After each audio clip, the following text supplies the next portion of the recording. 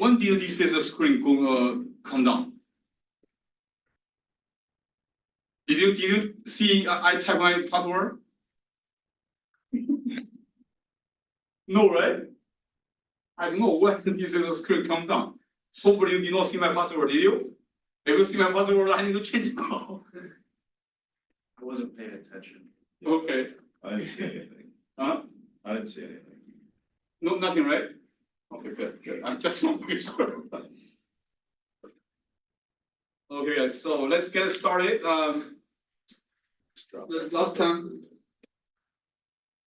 Last time we talked about the crack closure, and also there are several crack closure these mechanisms, and as I said, so these mechanisms and they are very important, be very useful for you guys, and you should know what is a crack closure, what is the concept of crack closure, what does it mean, what it is, and then tell me the mechanisms.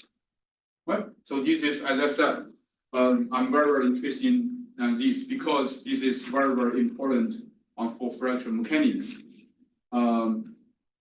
If you have not taken before you take these fracture mechanics, whenever people are talking about the fatigues, and usually we use the Paris law. So actually, this example is the Paris law.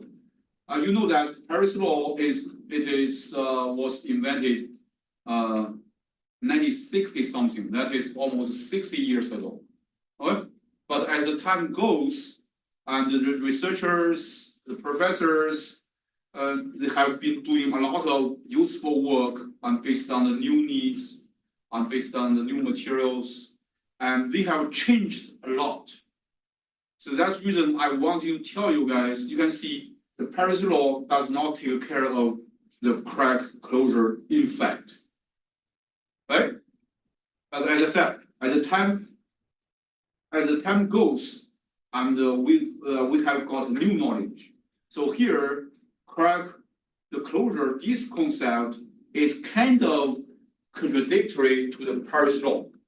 But I will not say Paris law is wrong. I will not don't want to say this crack closure is wrong. Both of them are right.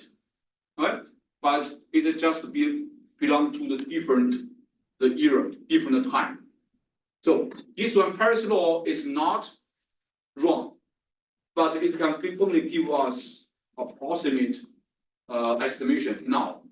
But previously, in 1960s or 1970s, Paris law, we think Paris law is very accurate.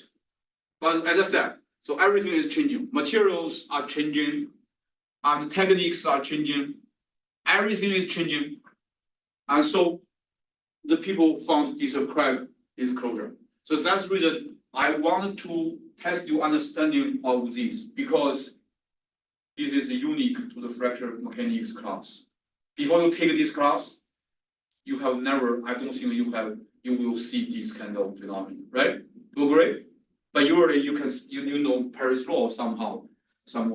But the crack closure effect, I don't think before you take this course, and you have never ever heard this.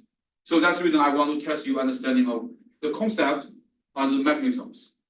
So I think that you can just write down this one in your lecture notes to make sure you pay attention to this.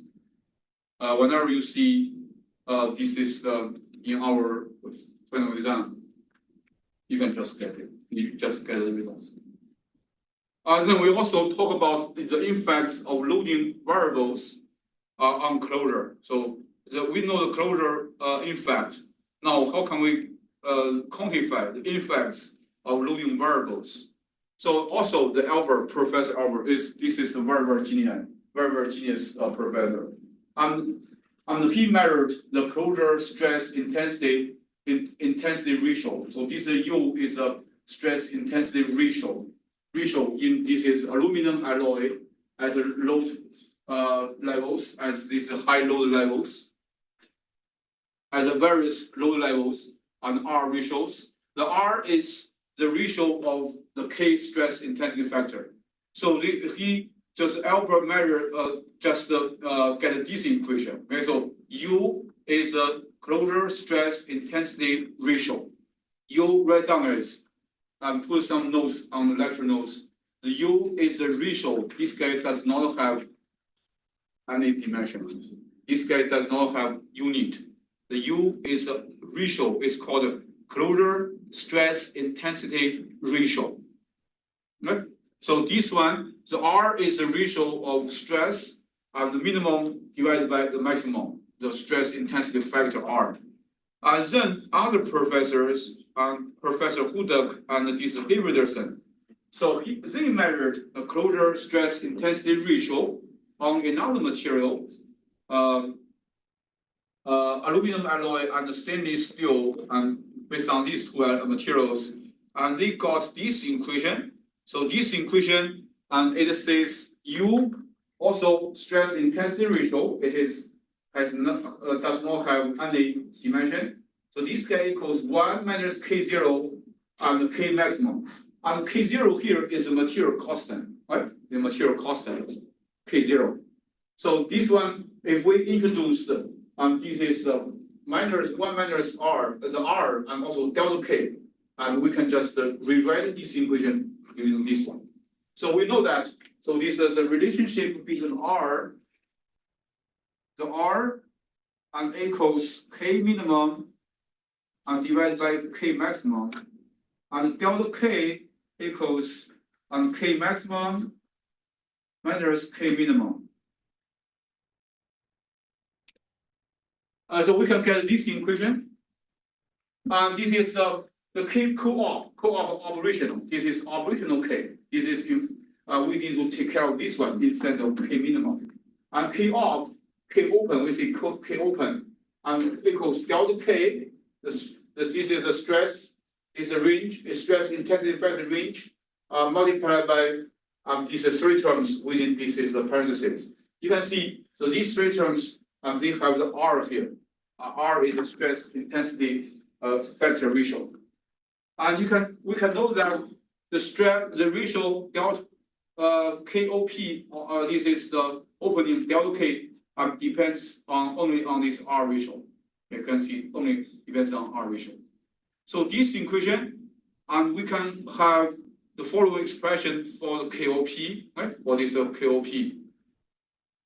From here to here, the same thing, and we can have this equation. So what I want you guys to know is that,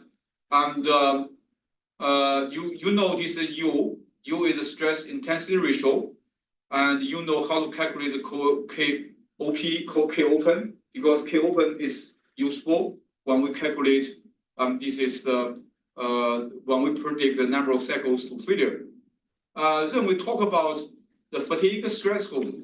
So this is the delta K TH. The TH means the threshold. So delta K TH is a point below which a fatigue crack will not grow. So this is delta K TH. So we have two concepts.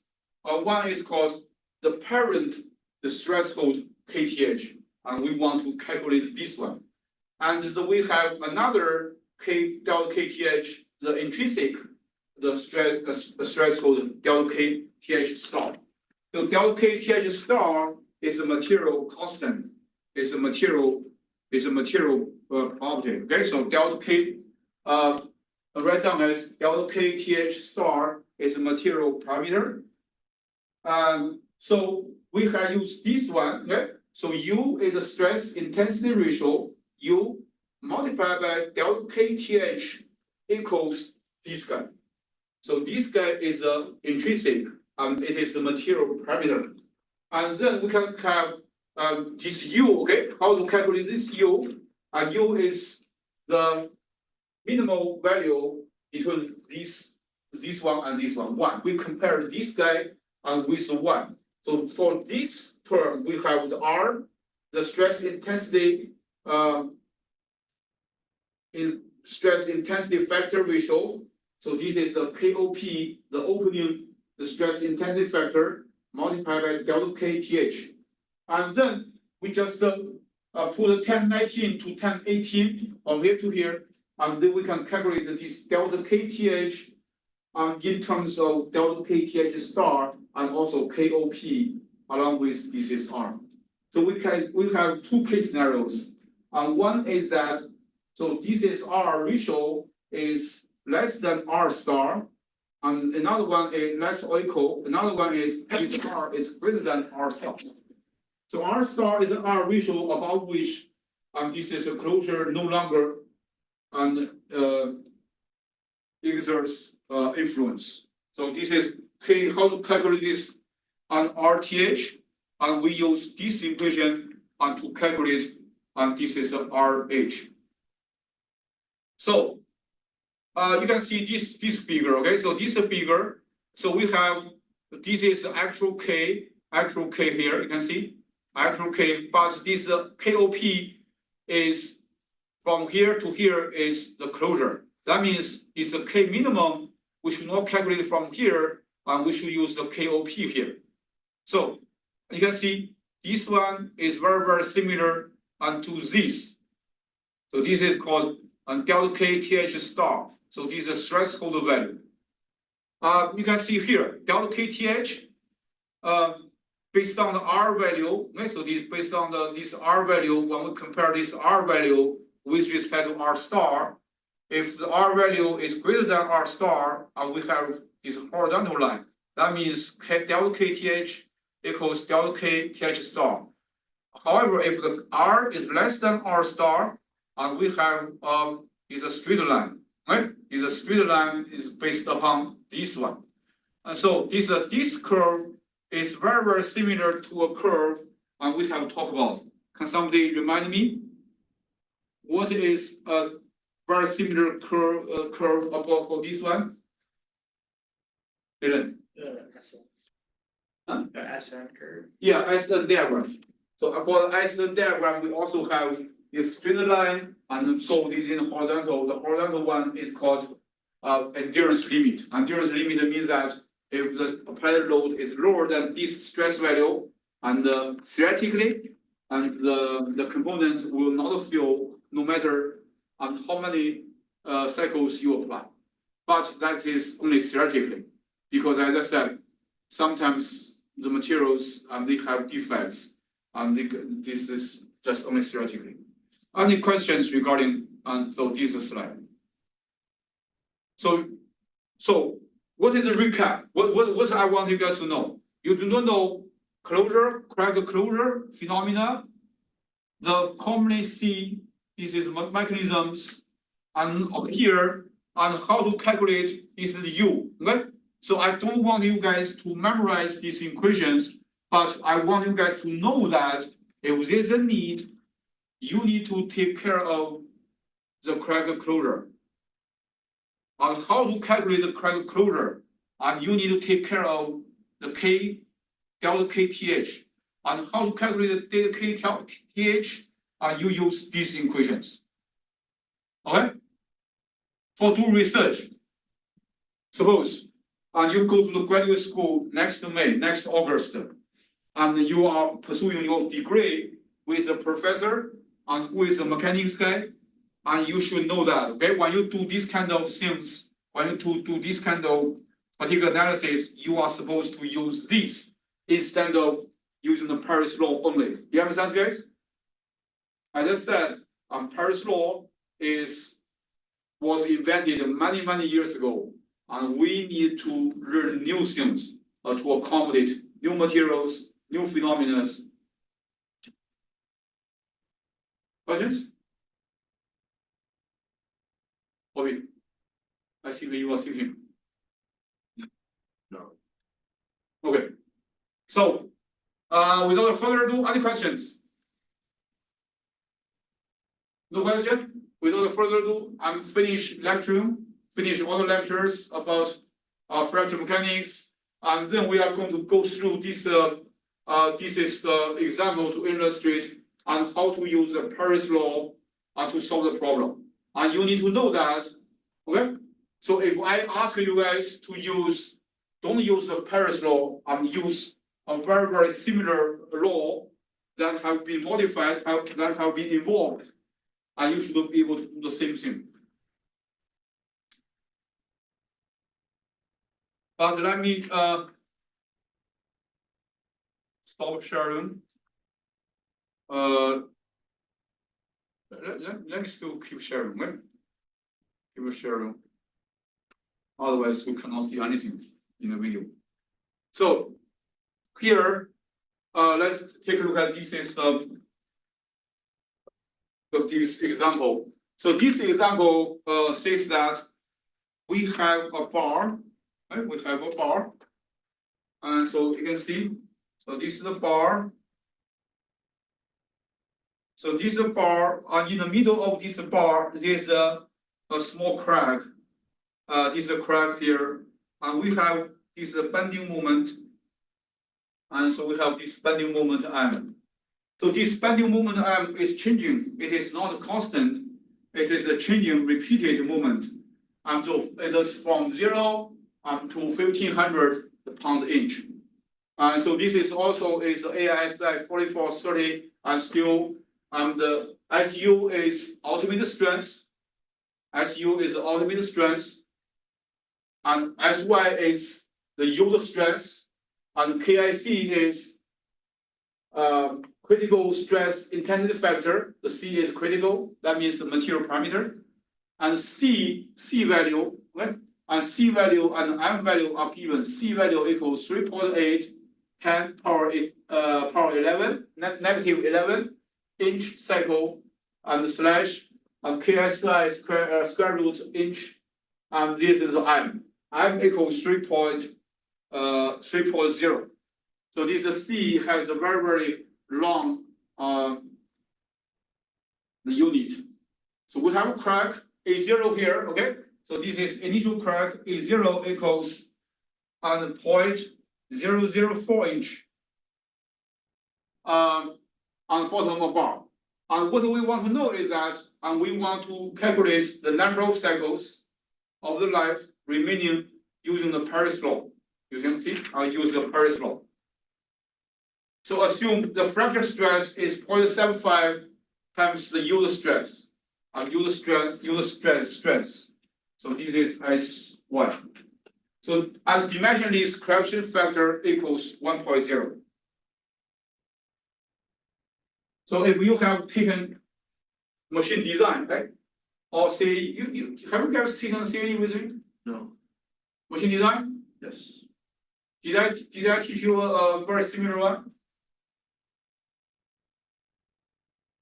Okay. Yeah. Something. I think maybe the CAE.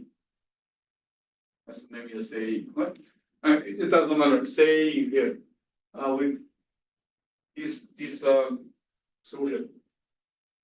Solve. Let's see solve.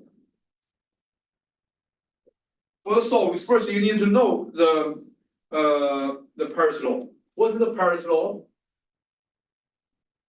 And Paris law means that it is this, right? This is the dA equals dN and equals C and delta K and M.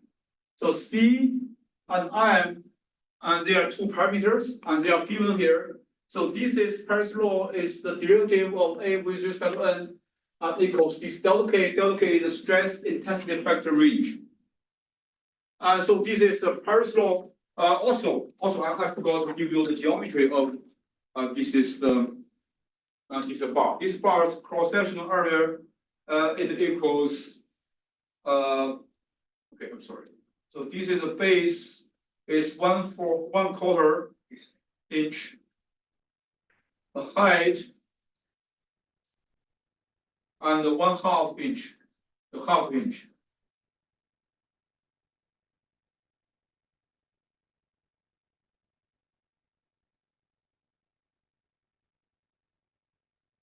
So this is a Paris law, and they can be modified. They can be changed using this one. Right? So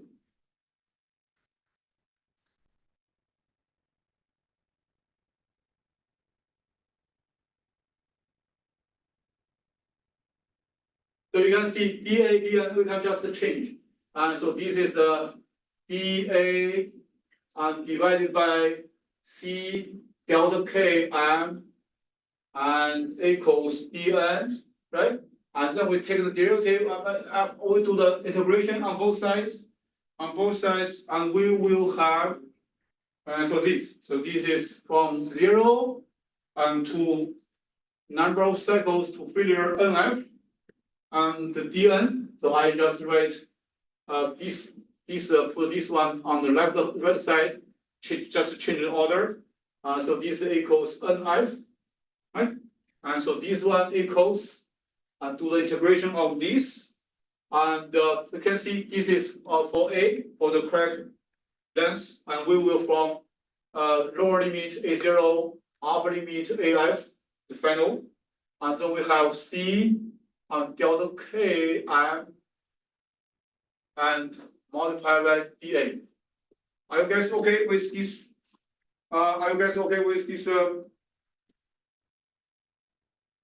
With this equation?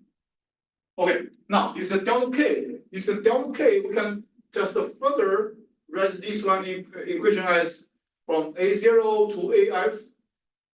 And so this is the dA and C, right? And we know that this is a delta K, the K equals the lambda sigma and square root of pi A. Do you still remember this equation, guys? So if you do not remember this equation, you must remember this equation, right? K equals sigma square root pi A for the central through hole. You understand, guys? For central through hole, and this lambda equals 1 or equals 1.0. However, if it is a edge, this is edge crack, and it equals 1.12, right? Do you remember, guys? Now, so this is, you can either use lambda or use y. It does not matter. I'll use the y here.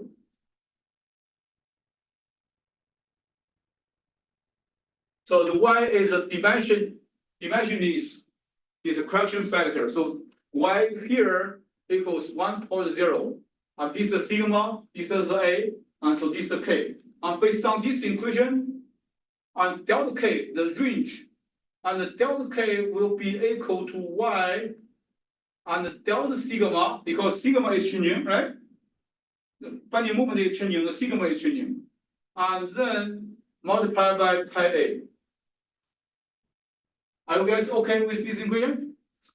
Okay, so then we write down, and C is a C here, and y delta sigma square root of pi A. And don't forget, this is the power is m, exponent, and is m here.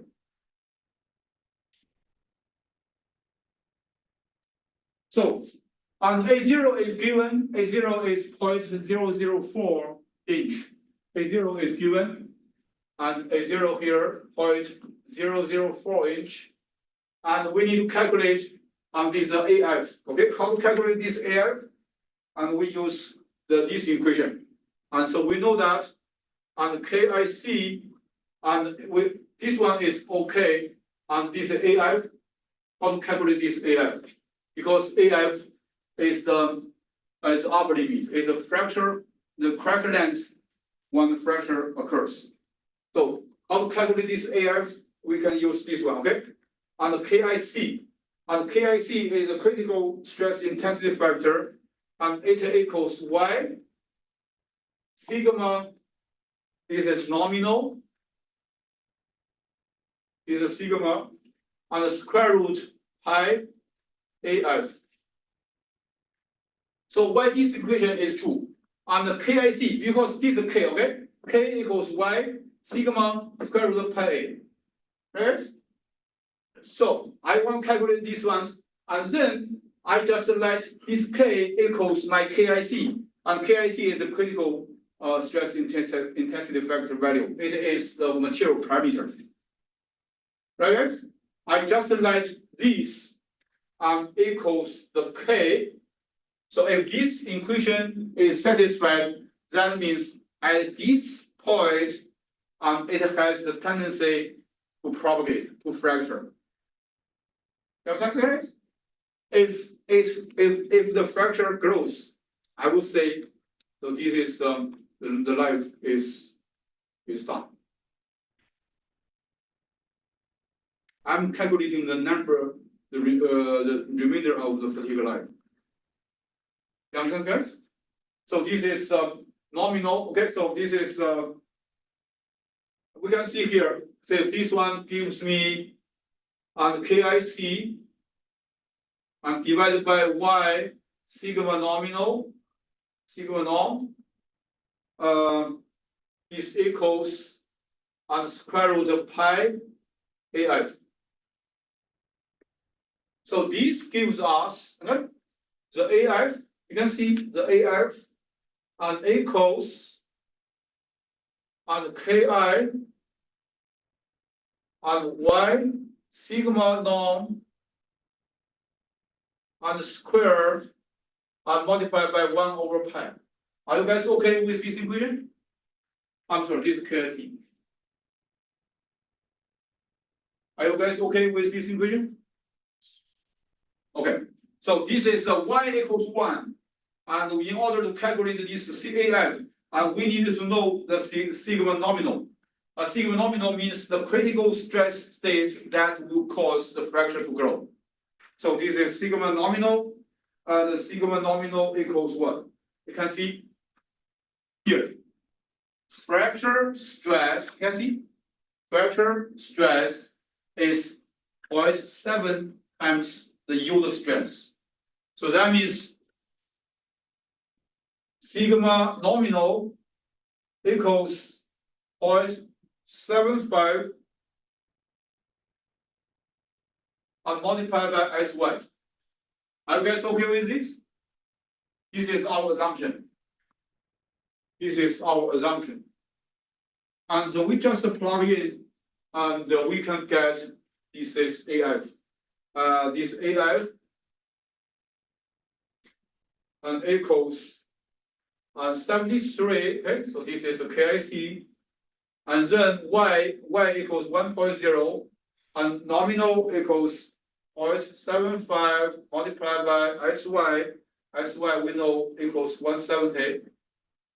So here we have a square, and then we multiply by 1 over pi. So this gives us, you can just calculate, this gives us the AF, which equals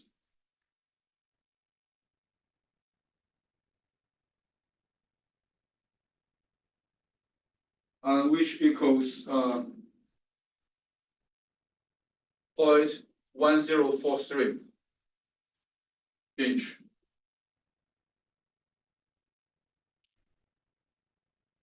This is AF, you can see, and for this to calculate this NF, and we need to know, and so this is AF. Then we need to know delta sigma. Okay? So how to calculate delta sigma? The stress range. The stress range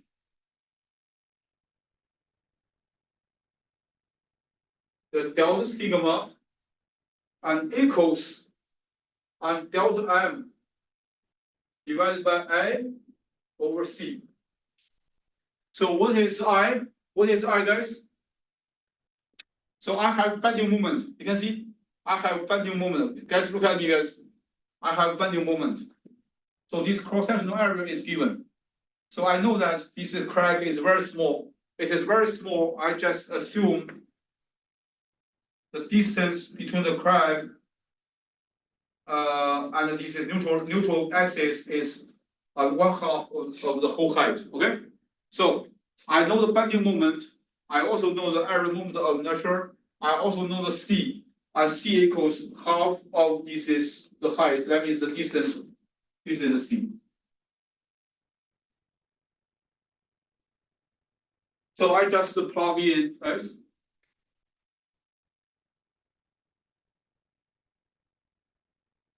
So you can see I will say the I equals for this rectangular shape, and I equals 12. And the B, the base, multiplied by H cubic. You guys remember this? Base is how big is the base? For our case, the B equals 1/4 inch. And for our case, H equals 1/2 inch. And so this is C equals 1/2 inch is equal 1/2 H, okay, 1/2 H equals 1/4 inch. And you just plug in this. So this one delta M, and we will have delta M and B H cubic and 12 divided by 1/2 inch. So this gives us the delta M BH square and 6. And so finally, so here's the B here. We just the 6, the flip over, and come to the as a part of the numerator. We have delta M multiplied by 6. So this is BH square. Okay, what is the delta M? Delta M is the range of the moment. We know that the 1500. Yeah, you can see 1500 pounds inch. So we have 1500 multiplied by 6. So the B is 1/2 inch. No, sorry, B is the base is 1/4 inch, and H is 1/2 inch, 1/2 inch, and here is the square here. And so based on this one, we can easily get this equals 144,000 PSI. Alright, so this one can be read at 144 on KSI.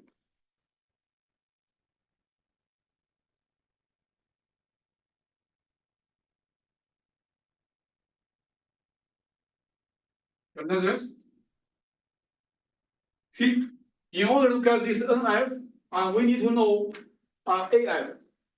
And we need to know this delta sigma. Now, we have got this delta sigma.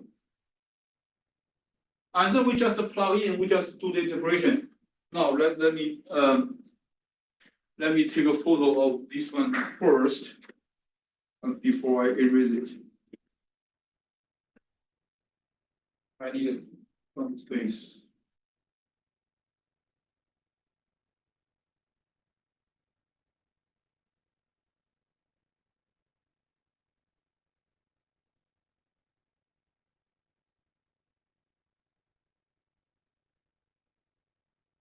One.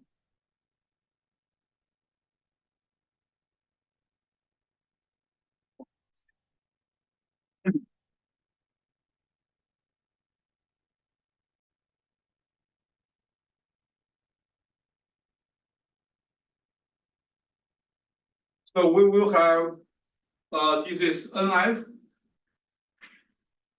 equals A0 AF and DA C Y and delta sigma and square root of pi A and M. So this gives us 1/C YM delta sigma M and square root of pi M. And from A0 to AF, 1/square root A, and this is power 3. So this is a DA. So this one C is given, and delta sigma is calculated, Y is given, and M equals 0.340, and so you just plug in, and you will have, and you will calculate this one as 1/C delta sigma cubic and square root of pi cubic minus 2, okay? So this is minus 2 here. And then we have a 1/1/2 and from two values 0.004 and 0.1043. And so this gives us NF equals 4.029 multiplied by 10⁴ cycles.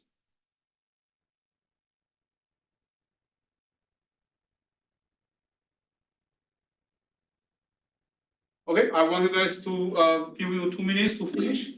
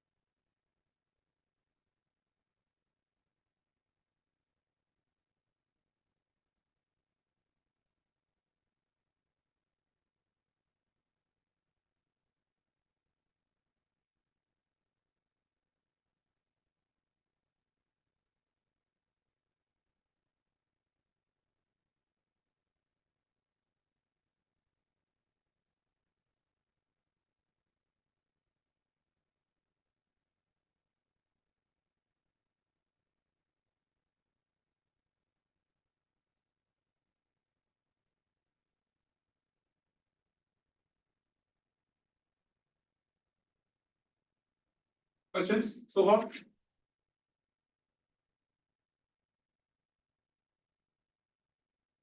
Okay, guys, I want you guys to take a look to calculate this to familiarize yourself with this is the process. So without further ado, I'm going to end today's session. And as I said, this Friday, I will be meeting here in person. I hope everyone will be here. I'm going to make announcement also to let the people who are absent today know this one as well.